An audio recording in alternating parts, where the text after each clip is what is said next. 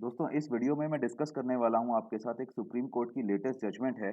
उसमें ये बोला गया है कि जो भी अरेस्ट होते हैं वो ऑटोमेटिक अरेस्ट ना हो। और इस जजमेंट का बहुत ज़्यादा बेनिफिट है जो भी लोग डाउरी हरासमेंट के केसेस फेस कर रहे हैं, स्पेशली 498 ए सेक्शन के अंडर होते हैं इंडियन पिनल कोड में। वहाँ पर जनरली ये देखा जाता है कि पुलिस ऑफिसर जो होते हैं जिन्होंने एफआईआर लॉन्च की होती है वो किसी करप्ट प्रैक्टिसेस के अंडर इमीडिएट अरेस्ट कर लेते हैं जो भी उसमें एक्यूज्ड होता है। और उसमें प्रॉपर वे में जो लीगल हमारे प्रोविजंस हैं उनको वो फॉलो नहीं करते हैं। और उसको एक तरह से जो एक्यूज लोग हैं उनको हरास करने के लिए जनरली हस्बैंड, उनकी फैमिली मेंबर्स, मैरिड अनमैरिड उनकी जो सिस्टर्स होती हैं और ओल्ड पेरेंट्स होते हैं, भाई बहन और होते हैं, उनको अरेस्ट करते हैं और उनको ह्यूमिलेट करते हैं जस्ट टू डिमांड मनी। और मे बी कोई और भी रीजंस हो सकते हैं। ठीक है, तो इसमें अभी सुप्रीम कोर्ट की एक जजमेंट आई थी 2014 में, Arnesh Kumar versus state of Bihar, उसके बारे में मेनली डिस्कस करूंगा इस वीडियो में। तो ये जब जजमेंट आई तो उस जजमेंट में काफ़ी अच्छी जजमेंट थी। ये कोर्ट ने क्या डिस्कस किया इसमें, जो सुप्रीम कोर्ट ने जब ये पास की थी तो उन्होंने ये बताया कि जैसे 498 ए ऑफेंस है जो इंडियन पिनल कोड में, ये कॉग्निजेबल है और नॉन बेलेबल ऑफेंस है। और इसमें क्या होता है कि एक बहुत ही सिंपल वे में जैसे ही एफआईआर लॉन्च होती है, पुलिस वाले क्या है, बहुत ही अगर इजीली अगर वो चाहें तो हस्बैंड और उसकी फैमिली मेंबर्स को, उनके रिलेटिव्स को वो अरेस्ट करके उनको हरास कर सकते हैं।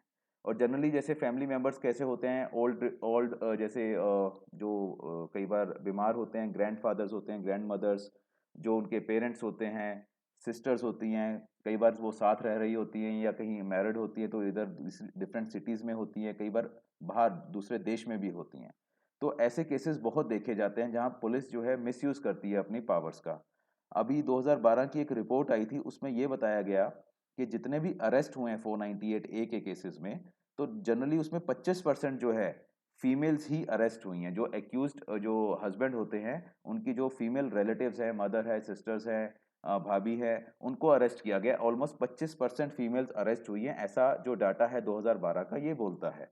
और इसी इन सब चीज़ों को देखते हुए ही कोर्ट ने जो गाइडलाइंस थी इसमें अरनेश कुमार जजमेंट में ये बताया था। अरेस्ट से होता क्या है, अरेस्ट जैसे ही किसी पर्सन का अरेस्ट होता है, ह्यूमिलेशन होती है, बेइज्जती भी होती है, सोसाइटी में भी, उनकी जॉब के ऊपर भी इफेक्ट पड़ता है। और ये जो है कॉलोनियल माइंडसेट है पुलिस का, जो आज भी हम इतने डेकेड्स के बाद, जो इंडिपेंडेंस हमें मिल चुकी है, इतने डेकेड्स के बाद भी आज भी वो कॉलोनियल माइंडसेट से ही पुलिस काम कर रही है कि जो भी एक्यूज है उनको हरास किया जाए।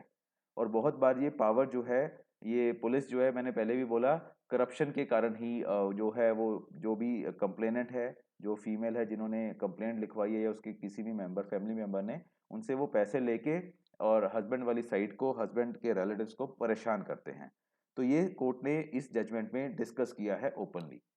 और सेक्शन 41 का जिक्र किया गया है इसमें। सेक्शन 41 सीआरपीसी में क्या बोला गया है कि कोई भी पुलिस अरेस्ट कर सकती है विदाउट वारंट, अगर उसको एक रीजनेबल कंप्लेंट मिली है। और उस रीजनेबल कंप्लेंट में ये बताया गया है कि कोई कॉग्निजेबल ऑफेंस जिसकी की सजा जो है 7 साल से कम है, और वो कोई ऑफेंस अगर हुआ है तो वहां पर पुलिस ऑफिसर जो है विदाउट वारंट जो है अरेस्ट कर सकते हैं। ऐसा सेक्शन 41 सब सेक्शन 1 के क्लॉज बी में ये मेंशन किया गया है। अब इसका जो सेकंड क्लॉज है, उसमें क्या बोला गया है कि जो ऑफिसर है उसको अरेस्ट करने से पहले कुछ चीज़ों का ध्यान देना है, कुछ रीजंस मेंशन करने हैं, तभी वो अरेस्ट कर सकता है। तो रीजंस क्या क्या हैं? पहली चीज़ तो ये है कि अरेस्ट क्यों ज़रूरी है उसको। अरेस्ट इसलिए ज़रूरी है उसको कि वो जो एक्यूज्ड है, जिसके खिलाफ एफआईआर हुई है, वो फर्दर दोबारा कोई क्राइम ना करे, कोई ऑफेंस ना करे। या फिर उस पुलिस ऑफिसर को उस एक्यूज्ड की जो रिक्वायरमेंट है इन्वेस्टिगेशन के लिए चाहिए, या उसको लगता है कि वो एविडेंस को टेम्पर कर सकता है, छुपा सकता है, मिटा सकता है।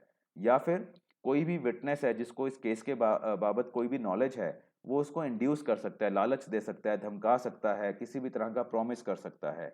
या उसको लगता है कि ये अगर एक्यूज को मैंने अरेस्ट नहीं किया तो ये कोर्ट में प्रेजेंट नहीं होगा जब भी उसकी प्रोसीडिंग्स होगी केस में। तो इन सब कारणों के कारण पुलिस ऑफिसर जो है उसको अरेस्ट कर सकता है। ये एक तरह से अरेस्ट की ग्राउंड्स हैं। और बिफोर अरेस्टिंग एनी पर्सन, उसको, पुलिस ऑफिसर को इनमें से ये बताना होगा कि वो क्यों अरेस्ट कर रहा है और क्यों नहीं अरेस्ट कर रहा है, वो भी उसको अपने केस डायरी में सब कुछ रिटर्न में देना होगा। तो ये तो 41 का प्रोविजन बोलता है। अब 2009 की अमेंडमेंट के बाद 41 ए सेक्शन जो है हमारे पार्लियामेंट ने इंट्रोड्यूस किया है सीआरपीसी में। ये क्या बोलता है, notice of appearance before police officer. जब भी केस रजिस्टर होगा उसके बाद पुलिस ऑफिसर जो है, यहाँ पर वर्ड यूज किया गया है शेल, मींस ये बहुत ही एक मैंडेटरी प्रोविजन बनाया गया है, एक नोटिस इशू करेगा जिस भी पर्सन के अगेंस्ट कंप्लेंट आई है। तो ये 41A का जो मेन मोटिव है कि जो भी एक्यूज है जिसके भी अगेंस्ट कंप्लेंट आई है, पुलिस ऑफिसर उसको एक नोटिस इशू करेगा।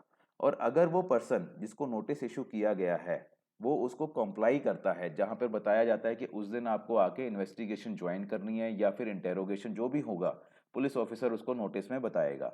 सबसेक्शन 3 इसका बोलता है कि अगर वो पर्सन जो है उसको कॉम्प्लाई करता है तो उस पर्सन को अरेस्ट नहीं किया जा सकता। He shall not be arrested in respect of the offence referred to in the notice. जो भी उस नोटिस के अंदर ऑफेंस है, उस ऑफेंस के अंडर उसको अरेस्ट नहीं किया जा सकता। अगर अरेस्ट किया भी जा सकता है तो अगेन पुलिस ऑफिसर को उसके रीजंस और बिल्कुल क्लियर मेंशन करने पड़ेंगे कि 41A का नोटिस दिया गया और उसके बाद भी उसको लगता है कि उसको अरेस्ट करना है तो ही वो उसको अरेस्ट कर सकता है। तो ये बहुत ही एक इम्पॉर्टेंट प्रोविजन बनाया गया है हमारे कानून में, 2009 की अमेंडमेंट में ये आया था। अब सुप्रीम कोर्ट ने इस जजमेंट में क्या बोला? अभी तक हमने डिस्कस किया कि सुप्रीम कोर्ट ने जजमेंट को जब ये गाइडलाइंस दी उस टाइम तक क्या डिस्कस किया, ठीक है। अब ये फाइनल एक तरह से गाइडलाइंस हैं सुप्रीम कोर्ट की, जो सुप्रीम कोर्ट ने इस जजमेंट में हेल्ड किया था। तो इसमें ये बोला गया कि सुप्रीम कोर्ट ने बोला कि ये मैकेनिकली जो हम रिप्रोड्यूस कर देते हैं पुलिस वाले कि हाँ, जो ये हमने 41 में जो ग्राउंड्स पढ़े कि क्यों अरेस्ट करना चाहिए, तो पुलिस वाले क्या करते हैं, पैसे लेते हैं लड़की वालों से और सिंपली क्या करते हैं, रिप्रोड्यूस कर देते हैं कि हाँ मुझे प्रॉपर इन्वेस्टिगेशन में उसकी रिक्वायरमेंट है, या फिर वो किसी जो विटनेस है उसको धमका सकता है, या फिर कोई जो सबूत है, एविडेंस है, उसको ये टेम्पर कर सकता है। तो ये मैकेनिकली रिप्रोड्यूस कर देते हैं अपनी केस डायरी में। तो सुप्रीम कोर्ट ने बोला कि ऐसी जो प्रैक्टिस है पुलिस वालों की, इसको डिस्करेज करना चाहिए, डिसकंटिन्यू करना चाहिए, ये नहीं होनी चाहिए। जो 41 सीआरपीसी के ये एक तरह से उस केस को फॉलो करने का दिखा देते हैं गलत तरीके से, ये गलत है, ये नहीं होना चाहिए। फर्दर सुप्रीम कोर्ट ने क्या बोला कि police officers do not arrest accused unnecessarily. ये बहुत इंपॉर्टेंट है कि बिना वजह नहीं अरेस्ट करना चाहिए। और मजिस्ट्रेट जिनके सामने पुलिस वाले उनको पेश करेंगे, do not authorize detention casually and mechanically. तो ये मजिस्ट्रेट के लिए भी डायरेक्शन थी कि अगर पुलिस वाले किसी एक्यूज्ड को अरेस्ट करके लेके आते हैं तो मजिस्ट्रेट को भी देखना चाहिए कि प्रोविजन 41A का और 41 के जो भी प्रोविजंस हैं वो फॉलो हुए हैं या नहीं। और अगर नहीं हुए हैं तो मजिस्ट्रेट को भी डिटेंशन जो है, फर्दर रिमांड जिसे हम बोलते हैं पुलिस रिमांड, वो ऑथोराइज नहीं करना चाहिए casually. Proper judicial mind apply करने के बाद ही आगे कोई भी रिमांड देना चाहिए। फर्दर इन्होंने क्या डायरेक्शंस दी कि सारी की सारी जितनी भी स्टेट गवर्नमेंट्स हैं उनको बोला कि आप इंस्ट्रक्ट करो अपने पुलिस ऑफिसर्स को to not to automatically arrest when a case under section 498A of IPC is registered। तो ये स्टेट गवर्नमेंट्स को बोला कि आप ये सभी पुलिस ऑफिसर्स को अपने बताइए कि कोई भी अरेस्ट ऑटोमेटिक अरेस्ट ना हो। ये ना हो कि हाँ 498A की कंप्लेंट आ गई तो रातों रात, कई बार होता था कि बिल्कुल रात को जो एक्यूज्ड है, मान लो कोई सो रहा है, वो रात को ही उनको अरेस्ट करने पहुंच जाते थे, जो भी जो फीमेल साइड की, कंप्लेनेंट साइड के प्रेशर में या उनके पैसों के प्रेशर में। तो ये बहुत बार देखा गया, तो इनको इंस्ट्रक्शंस के लिए बोला गया।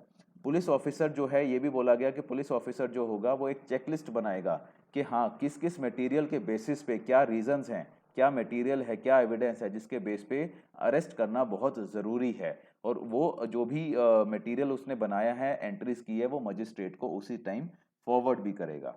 और मजिस्ट्रेट जो है जब भी डिटेंशन उसकी ऑथराइज करेगा, वो मजिस्ट्रेट उसको रिपोर्ट को देखेगा कि हाँ पुलिस ऑफिसर ने क्या उसने रिपोर्ट में मेंशन किया है, उसी के बाद मजिस्ट्रेट जो है फर्दर डिटेंशन देनी है या रिलीज करना है एक्यूज्ड को, वो चीज मजिस्ट्रेट ऑर्डर करेगा। नोटिस ऑफ अपीयरेंस जो है 41A का, ये अगेन बहुत इंपॉर्टेंट है। जो सेक्शन 41A का नोटिस होगा वो एक्यूज्ड को within 2 weeks from the date of institution of the case वो सर्व करना है। जैसे ही एफआईआर होती है उसके 2 हफ्ते के अंदर, 14 दिन के अंदर, वो नोटिस 41A का जो पुलिस ऑफिसर को, जो भी इन्वेस्टिगेटिंग ऑफिसर है, उसको सर्व करना है। अगर वो इस डायरेक्शन को फॉलो नहीं करते हैं पुलिस वाले, तो उनके अगेंस्ट डिपार्टमेंटल एक्शन भी हो सकता है प्लस वो कंटेम्प्ट ऑफ कोर्ट के लिए भी लायबल हो जाते हैं। जो भी हाई कोर्ट है वहाँ पर भी कंटेम्प्ट ऑफ कोर्ट उनका फाइल किया जा सकता है। जो भी मजिस्ट्रेट्स हैं, जुडिशियल मजिस्ट्रेट्स हैं, जो भी बिना रीजंस रिकॉर्ड किए फर्दर डिटेंशन दे देते हैं या फिर अरेस्ट को एक तरह से मान्यता दे देते हैं, उनका भी इस डायरेक्शन इसमें जजमेंट में बोला गया है, they shall also be liable for departmental action by the appropriate High Court. इसका मतलब सिर्फ पुलिस वालों के अगेंस्ट नहीं है, मजिस्ट्रेट्स के अगेंस्ट भी है कि उनको भी देखभाल के जुडिशियल माइंड अप्लाई करके फिर ही आगे जो भी उसकी डिटेंशन है ऑथोराइज कर सकते हैं। तो इतनी डिटेल्ड गाइडलाइंस जो है सुप्रीम कोर्ट ने ये स्पेशली 498 ए के केसेस में दी है, प्लस और भी केसेस में ये एप्लीकेबल है। बट हम इस वीडियो में 498 ए जो ये डाउरी हरासमेंट के केसेस है वहां तक हम अपने वीडियो को इसको रिस्ट्रिक्ट कर रहे हैं। अभी सुप्रीम कोर्ट ने 2016 में इस जजमेंट के बाद एक केस हुआ था doctor Rini Johar versus state of MP Madhya Pradesh, और जून 2016 का है। वहाँ पर ये जो गाइडलाइंस थी सुप्रीम कोर्ट की ये फॉलो नहीं हुई थी, प्लस जो अरेस्ट था वहाँ पर वो लॉफुल तरीके से नहीं हुआ था वहाँ पर जो भी पिटिशनर थे।